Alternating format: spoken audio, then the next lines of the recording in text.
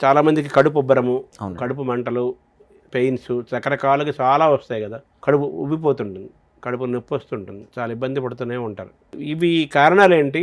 ఎందువల్ల ఇవన్నీ వస్తుంటాయి? వీటిని మనం ఎలా చూడాలి? దీని నివారణ ఉందా లేదా? అసలు రాకుండా ముందే మనం ఏం చేయొచ్చు? కడుపు ఉబ్బరం గురించి మాట్లాడుకోవాలంటే మనకు 2 ప్రాబ్లమ్స్ అయి ఉండొచ్చండి. ఒకటి డిస్పెప్సియా అంటారు. కడుపు పొట్టలో ఇన్ఫెక్షన్ వస్తే, పొట్టలో మనకుండే అల్సర్స్ గానీ, పుండు గానీ, పూత రావడం కానీ ఇవన్నీ గూడా ఇన్ఫెక్షన్ వల్ల వస్తుంటాయి. దాన్నే హెచ్ పైలోరీ ఇన్ఫెక్షన్ అంటారు.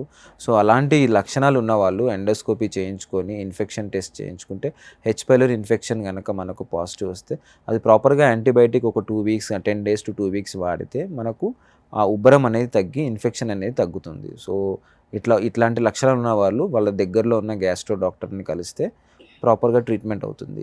ఇంకొక కారణం మళ్ళీ హెచ్ పైలోరీ ఇన్ఫెక్షన్ రావడానికి కూడా మనకు అదే రీజన్ అండి. బయట ఫుడ్ తినడం వల్ల, పొల్యూట్ అయిన వాటర్ తాగడం వల్ల, మనం బయట ఫుడ్ మనకి ఏ పదార్థాలు వాడతారో తెలీదు. So, water and food polluter వల్ల హెచ్ పైలోరీ ఇన్ఫెక్షన్ అనేది మాటి మాటికి వస్తూ ఉంటుంది. సో, తగినన్ని జాగ్రత్తలు తీసుకుంటే మనకు ఈ హెచ్ పైలోరీ ఇన్ఫెక్షన్ రాకుండా ఉండి ఈ ఉబ్బరం అనేది తగ్గుతుంది.